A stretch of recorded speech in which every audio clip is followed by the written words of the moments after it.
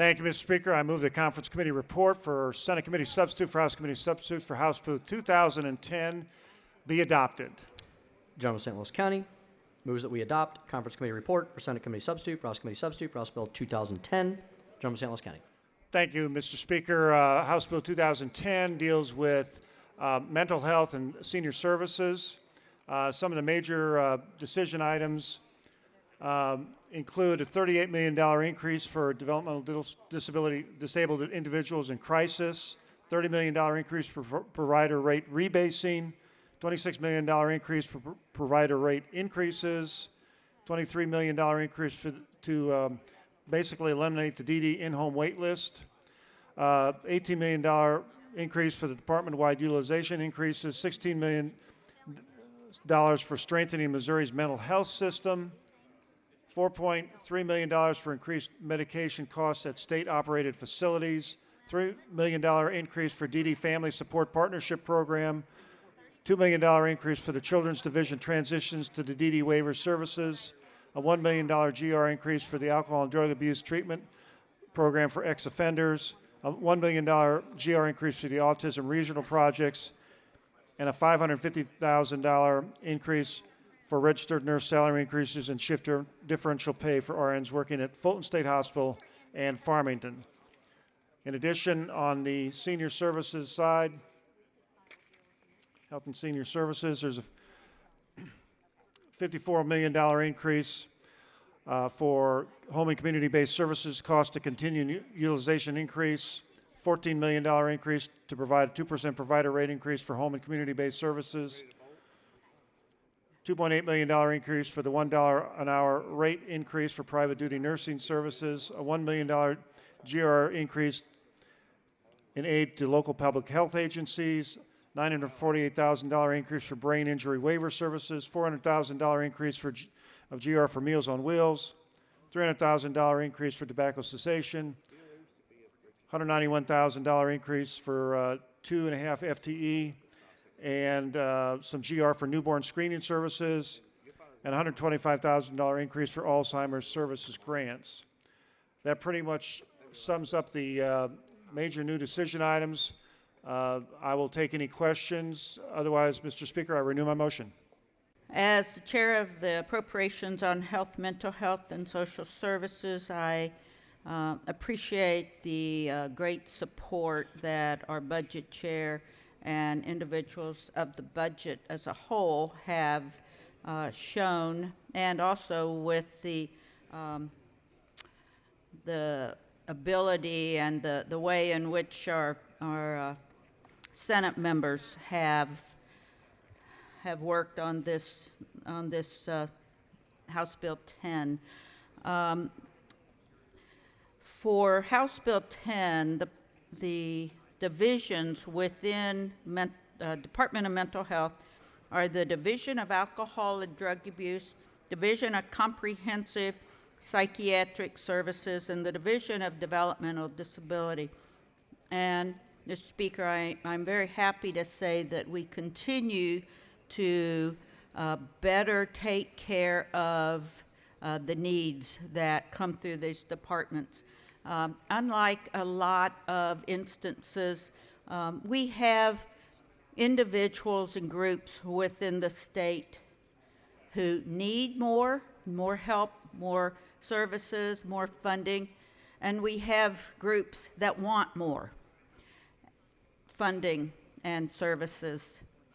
But what we have done in House Bill 10 is truly a way to continue to better serve those who need those services. Thank you, Mr. Speaker. As the lady from St. Louis County, the Allen District, said, there are a good many good things in this bill, and I regretfully will be voting against it, though. Some of the good things she mentioned, and the budget chair also mentioned, the wait list for the developmentally disabled is certainly a really great thing that's in the bill. We've tried multiple times, though, to get Medicaid expansion in House Bill 10 and House Bill 11, which we'll be discussing next. We know it's going to bring a lot of jobs to Missouri. It's going to give good jobs to Missouri citizens, and it would provide health insurance for many hardworking Missourians in this particular bill in terms of the mental health. So although I appreciate what the chair of the Appropriations Committee has done, the lady from the Allen District, I regretfully will be voting no on this bill because of the exclusion of the Medicaid expansion funds. Thank you, Mr. Speaker. I do just want to commend, though, the work of the Budget Chair and the Appropriations Chair for Health, Mental Health, and Social Services. When I came here 8 years ago, I had a consistent message that has been the basis upon which I've served, that individuals with disabilities should receive the first portions of government funding and the highest priority in funding and services. And we have truly come a long ways in the last 8 years, and it's reflected in this budget. And I don't want to repeat the line items that the Budget Chair went over, but I would point out to the members that over last year's budget for House Bill 10, we see an overall increase of $211.8 million. And when I think of folks with disabilities and our most vulnerable citizens and serving the least of these, I think of not only those with physical disabilities, but also those with mental health disabilities, and especially those with developmental disabilities. And in this budget, we have increases for developmental disabilities alone of $141.97 million.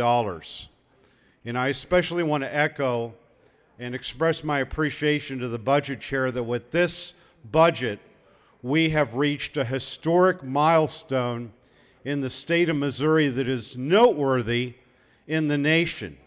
And that is the fact that with this budget, as it is extrapolated into allocations and services next year, will affect the complete elimination of the developmental disabilities in-home wait list. And the reason that's remarkable is because of the fact that as recently as 4 to 8 years ago, that DD wait list hovered around 5,000 or more individuals waiting for services. And I want to commend the Budget Chair and thank him. And I know it didn't get in appropriations, but in her good-natured way, the Appropriations Chairman said that it'll give us something to do in the full budget process. And I appreciate the fact that the Budget Chair has put the $30 million for DD wait list elimination in this budget. But there are so many other lines as well. And I think that beyond the minutia of the numbers, I think it's important for us as members to express our appreciation to the Budget Chair for his commitment to individuals with developmental disabilities. As he said in a recent Budget Committee hearing, those are the folks that are our most vulnerable citizens, and they should be at the front of the line in terms of funding and services, and this budget reflects that.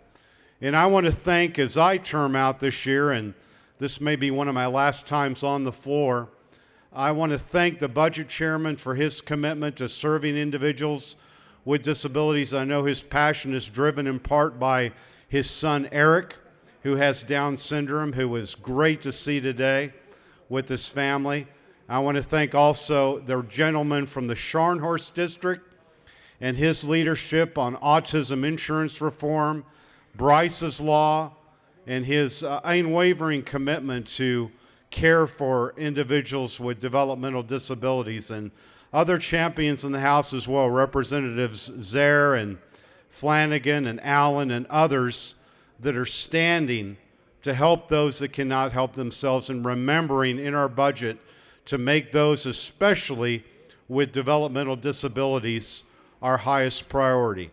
And I know as those of us in the senior class term out, there will be underclassmen that will continue to carry that priority, carry the torches along with Senator Schmidt and the Senate and others. And so I just want to express to the body my great appreciation for the heightened commitment to serve and to fund and to advocate for our most vulnerable citizens and individuals with disabilities.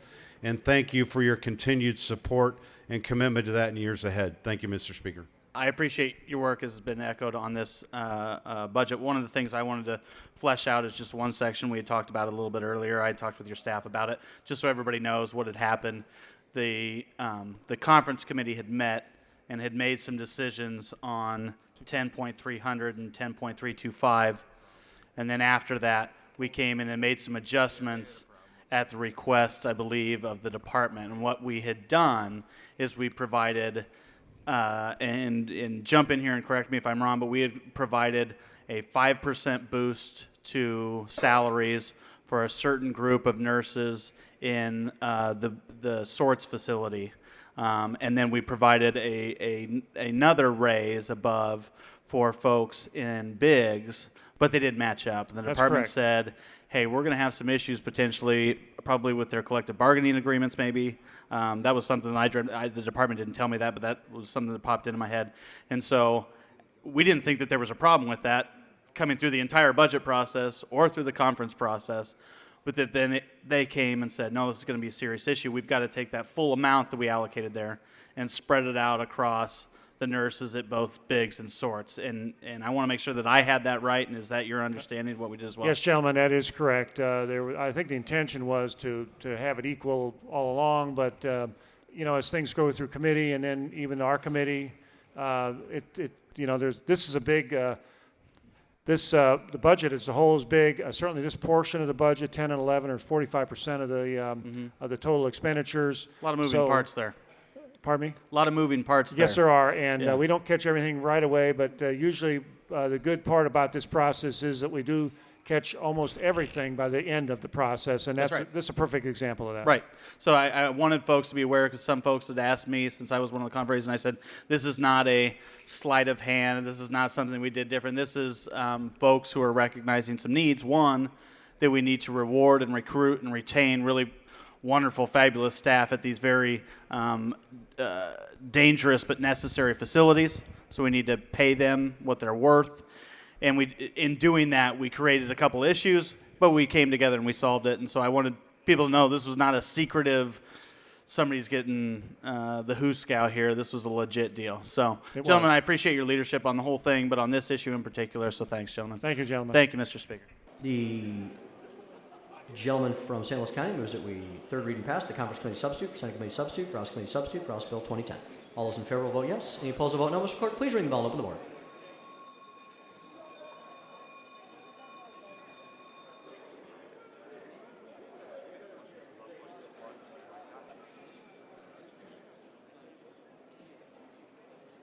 Mr. Clerk, please close the board and tally the vote.